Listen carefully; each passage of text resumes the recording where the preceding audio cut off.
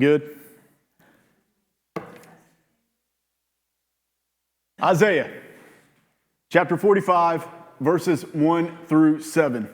Isaiah, chapter 45, verses 1 through 7. Cyrus, God's instrument. Thus says the Lord to his anointed, to Cyrus, whose right hand I have grasped, to subdue nations before him, and to loose the belts of kings, to open doors before him, that gates may not be closed. I will go before you and level the exalted places. I will break in pieces the doors of bronze and cut through the bars of iron.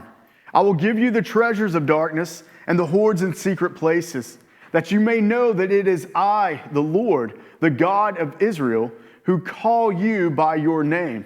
For the sake of my servant Jacob and Israel my chosen, I call you by your name. I name you, though you do not know me.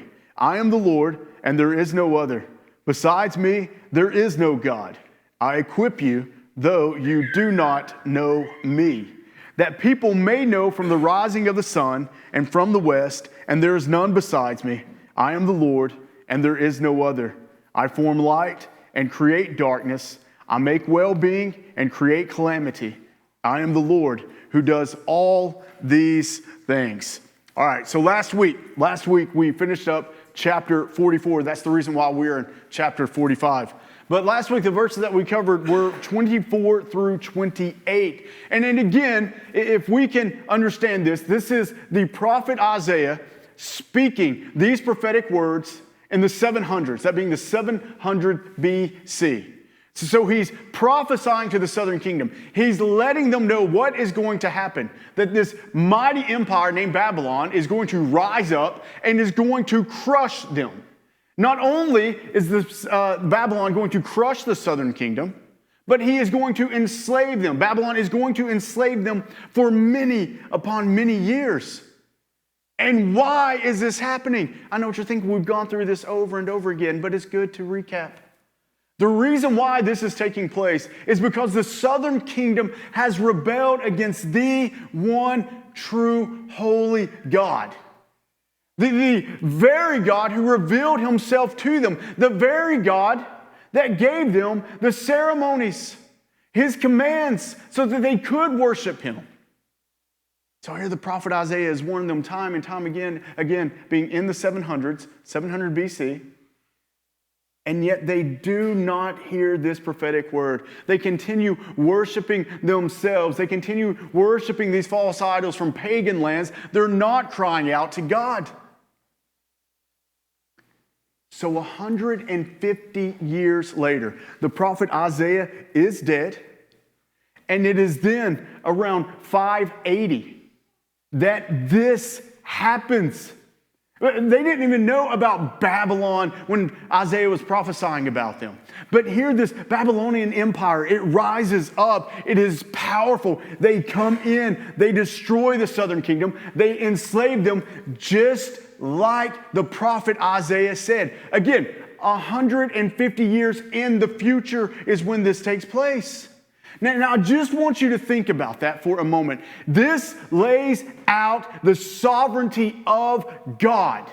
There is no other way around it. Here God tells the prophet Isaiah what is going to happen, and that's exactly what happens.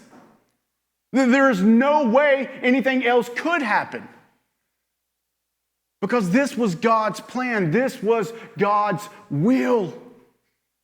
And no man or no thing can thwart the plan of God. So here, the prophet Isaiah is also telling the southern kingdom, yeah, you're going to be enslaved. This is what is going to take place. But God has a covenant with you, O southern kingdom. He has a covenant with his people. So he's going to rescue you. And then this is mind-blowing as well. And we're going to dig into this eventually. But the prophet Isaiah tells them the name of the pagan king who is going to crush Babylon. I'm going to name him Cyrus.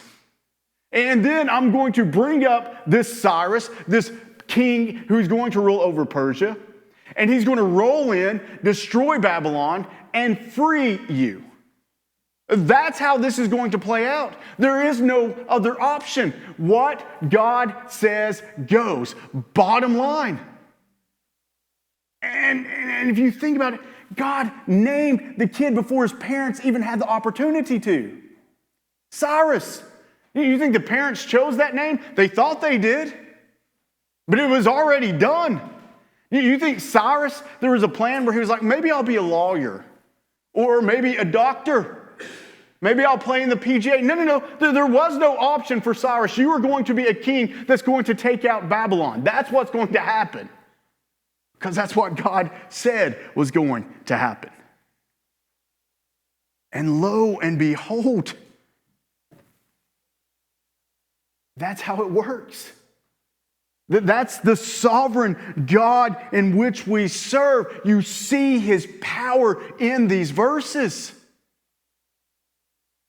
It's absolutely amazing when you just think about it.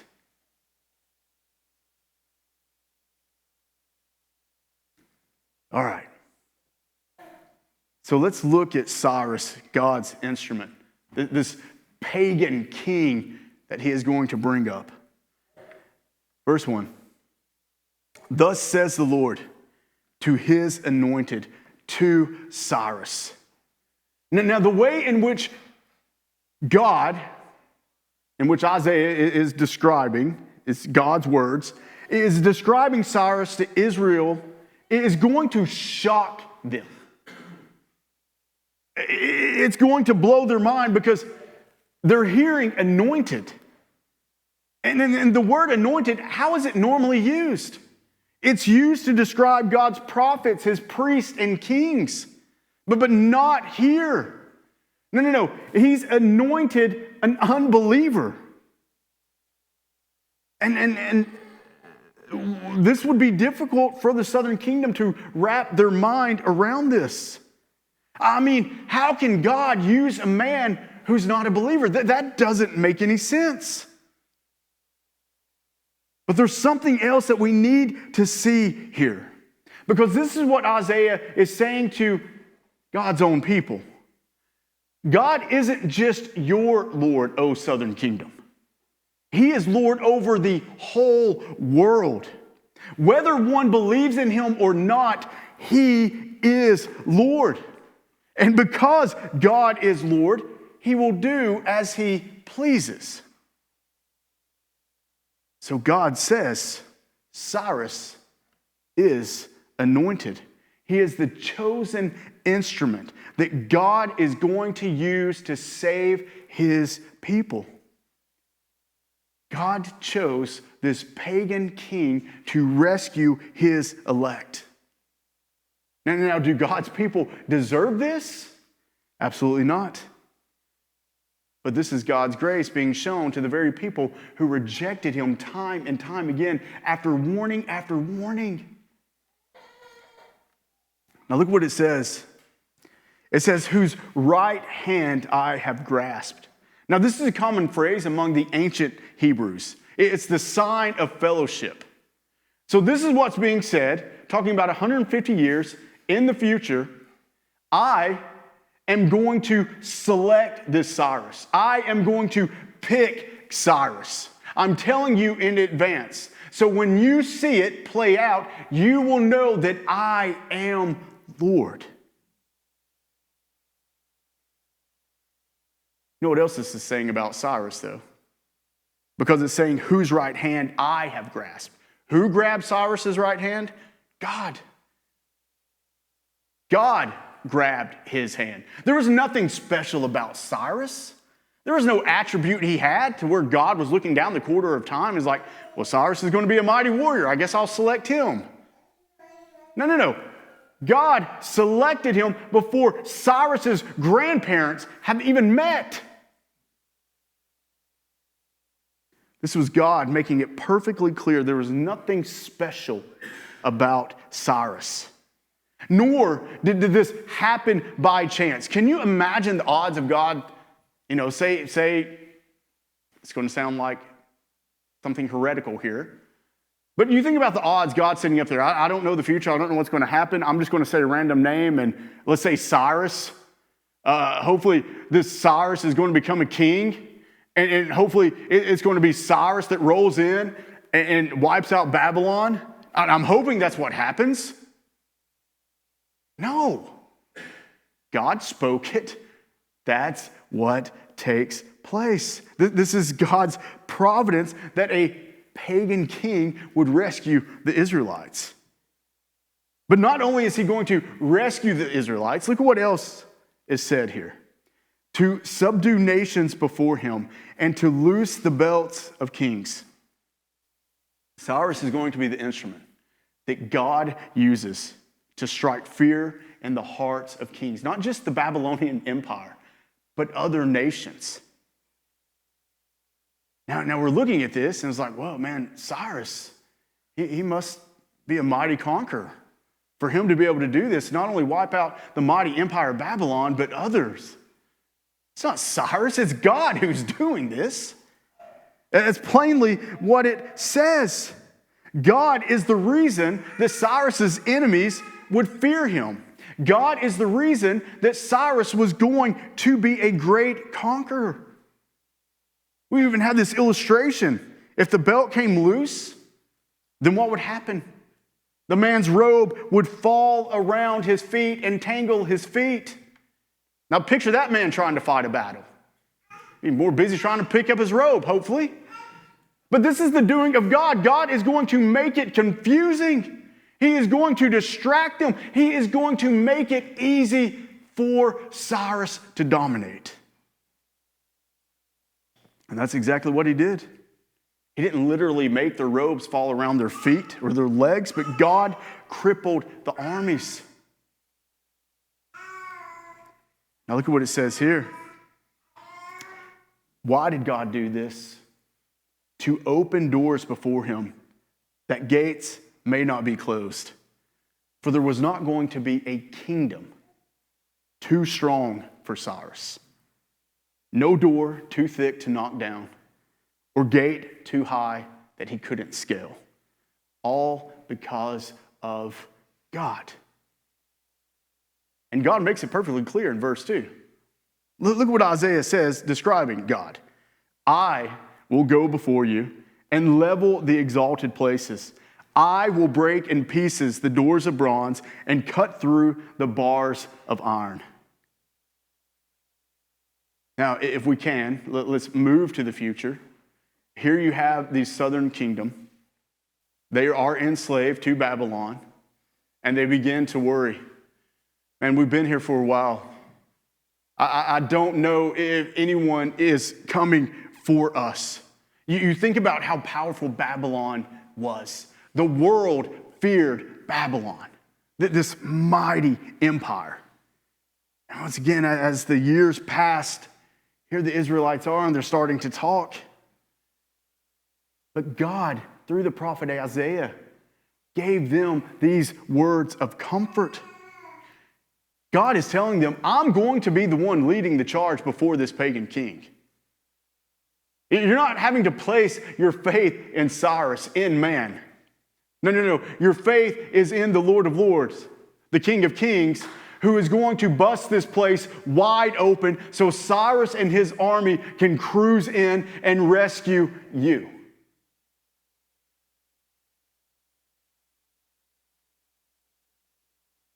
There was nothing that was going to stop the almighty sovereign Lord from fulfilling his purpose.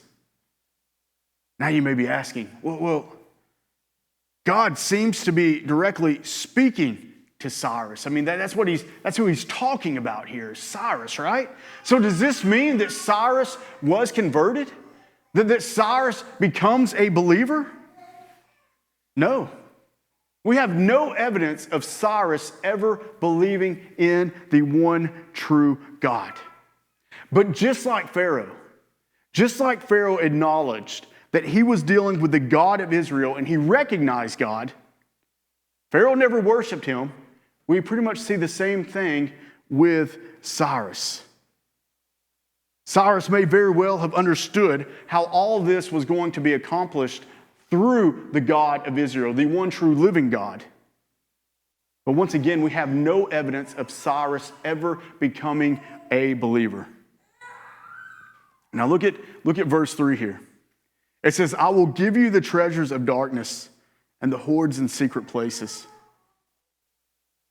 God is telling Cyrus, not only are you going to cripple these powerful empires, but you're going to take their wealth as well. As a matter of fact, I'm going to provide you the wealth that you don't even know that they have in the darkest of places. And then the pits below these empires, below these nations, this is going to you, Cyrus. And then lo and behold, what happens? You can picture Cyrus, his army, conquering another empire, and then one of his commanders coming up and saying, hey, we found a secret basement down here, and there's a lot of money. There's a lot of money down there. What is this money going to be used for? Well, of course, Cyrus is going to take it for himself, but also the southern kingdom.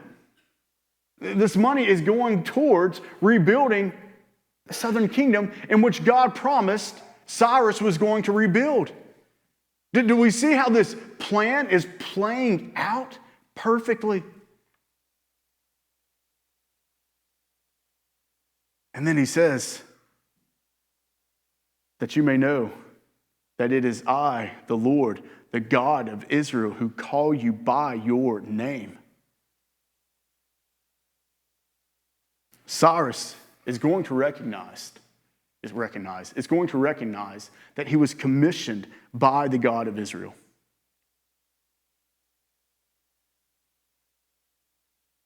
But just as the world knows that God exists, even the ones who claim to be atheist or agnostic, that they know that God exists. How do they know that?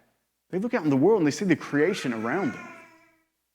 This was designed by a creator. This isn't nothing colliding into nothing and creating something. Man looks outside and they see this world which was designed.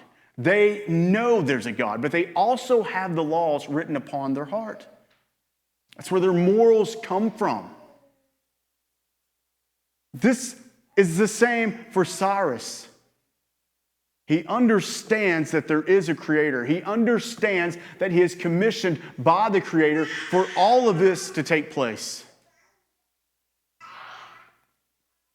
And yet he still refused to serve the true living God. And we'll see this in the upcoming verses. Look at verse 4. It says, for the sake of my servant Jacob and Israel my chosen. We're seeing here the reason why God called Cyrus. Cyrus was going to be the instrument that was going to rescue God's people. The very instrument that God was going to use to keep that promise to his people. For they must be rescued and brought back home. For this is the bloodline in which the Messiah was going to come from. This was never an option in which the Israelites were going to be wiped out. That covenant was made. God keeps his promise. But there's something else that we see here. Where we're seeing the power of God. He can use whatever instrument he desires, from his own children to the pagans. If God chooses you as an instrument, guess what you cannot do? Refuse God. Whether you worship him or not, this is the power of our Lord.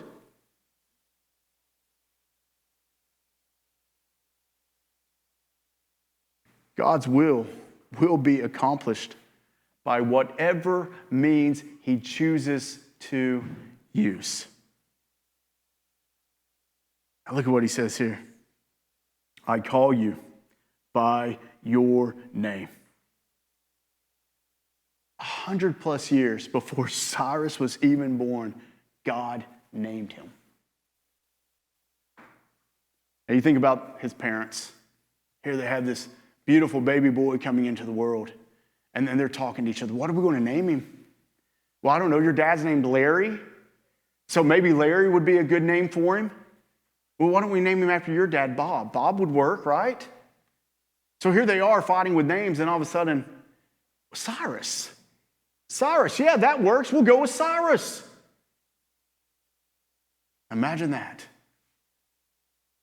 These heathen parents select the very name in which God said he was going to be named. And more than likely, they weren't even aware of this prophecy of Isaiah. They didn't know that this was taking place 150 years in the past. And here they just named their son Cyrus. So from his parents' point of view, they freely chose that name. But they chose it because God decreed it. Continuing, it says, I name you, though you do not know me. So here's your name, Cyrus. And this is what I'm going to do with you. God is going to make him a king. God is going to make him a mighty warrior. God is going to make him a wealthy man. Cyrus, you are going to bring down powerful empires with ease. And yet, God doesn't have to have his permission for any of that to take place. God doesn't even require that this man has faith in him for that to take place. For this pagan is going to serve the one and only God, and he doesn't even believe in him. Now let that sink in. Because we know that he's done this before. He did this with Pharaoh. God hardened the heart of Pharaoh so that he would free the Israelites. And he frees the Israelites, and here they are, they're escaping. And because of Pharaoh's hard heart, what does he do? He sends his army after them. And we know what happens then. There's a sea. They can't get across it, so it splits. Israelites are able to make it through. They get to the other side. This powerful army's coming in. Water comes crashing down on them, wipes them all out. Why did that happen? Because God hardened the heart of Pharaoh.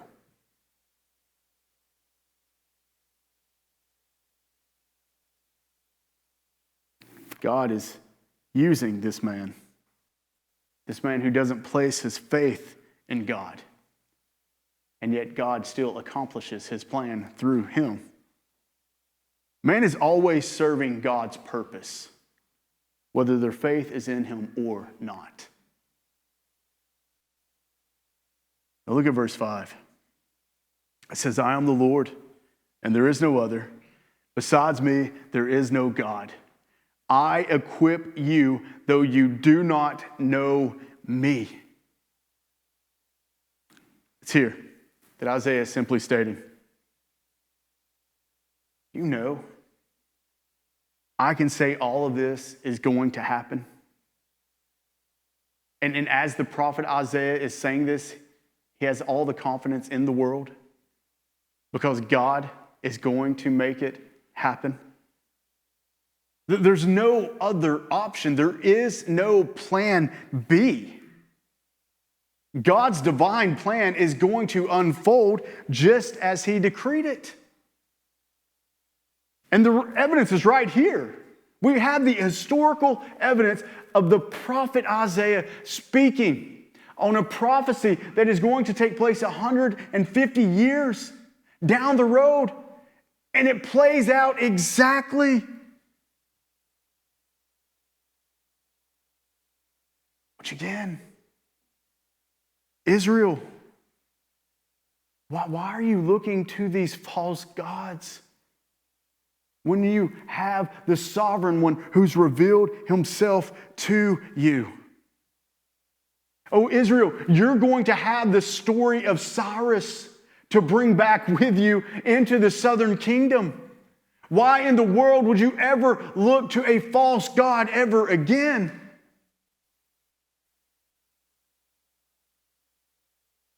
For it is God who's equipped this pagan king to crush Babylon and to bring his people home. Now look at verse 6. It says that people may know from the rising of the sun and from the west that there is none besides me. I am the Lord, and there is no other. There's 3 reasons why God brings about this pagan king to rescue his people. 1 is so that Cyrus will know that he is serving the God of Israel, the only God. 2, Israel will recognize once again, through them being rescued by God's instrument, that there is only one God. And 3, the world will see through what Cyrus has done that there is only one God. And why does God reveal himself to the world this way? Once everything plays out, the people of the southern kingdom return home. You know what they're going to do? And it's going to take time for word to travel. But the surrounding nations to the southern kingdom, they're going to know about Babylon falling. They're going to recognize that the people from the southern kingdom have returned, the ones who had been enslaved for years upon years upon years. And what are they going to do? They're going to come and they're going to ask, man, what just happened? We heard about Cyrus, this Persian king, comes into Babylon, takes them out, then gets you guys and brings you home? Can you tell us about this? What's the southern kingdom going to do? They're going to say, let me tell you about the prophet Isaiah. Let me show you what he laid out 150 years in the past. And then what's going to happen from there? That neighboring nation, that neighboring kingdom is going to go back home, and they're going to talk to the neighbors beside them. And eventually, through this instrument, Cyrus, the good news of the one true God is going to spread throughout the world. Gentiles are going to believe because of this pagan king in which God used.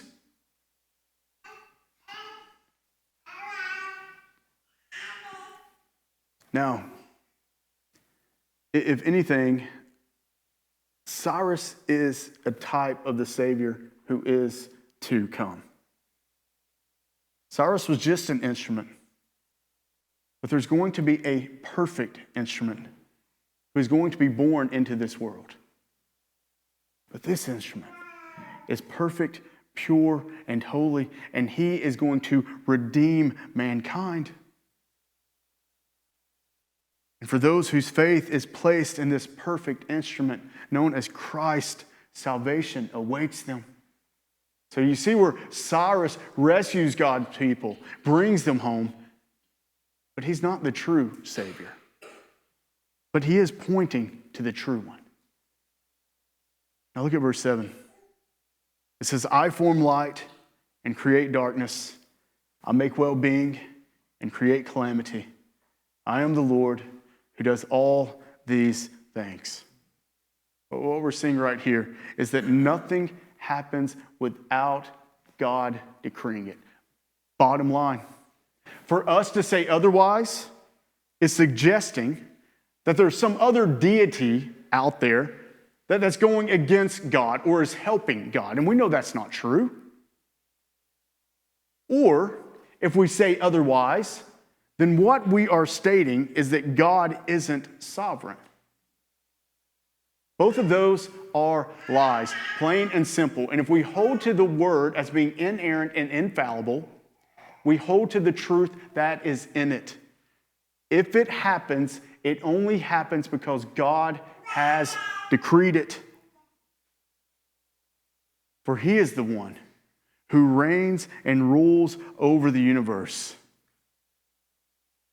And this is where some people have an issue, where it states, I make well-being. So you're sitting there thinking, through all the good times, yes, I can give God credit for this, but with everything going on that is good in life, I agree, God has decreed it. But it plainly states, God also creates calamity. You think about what happened to Babylon. Men, women, children wiped out. God decreed that was going to happen for his people to be rescued. There is nothing wrong with saying that God brings disaster to discipline his people when they turn their backs on him and refuse to repent. We see that in Jeremiah 18:17. But we also know that God will bring about calamity on those who reject him, who mock him. That's what he did to Babylon. He promised to bring calamity to Babylon through Cyrus for the sake of his chosen people, so that their homeland would be restored and rebuilt. For I am the Lord who does all these things. Well, we cannot walk away from these verses without stating that God is sovereign and him alone. We cannot walk away from these verses and say, well, there's probably a chance, there's a possibility that God doesn't decree all things. No, you read this, and that's the bottom line to it. And that should bring us comfort knowing that pure, holy God controls every single aspect in this world. That should bring us comfort, not fear.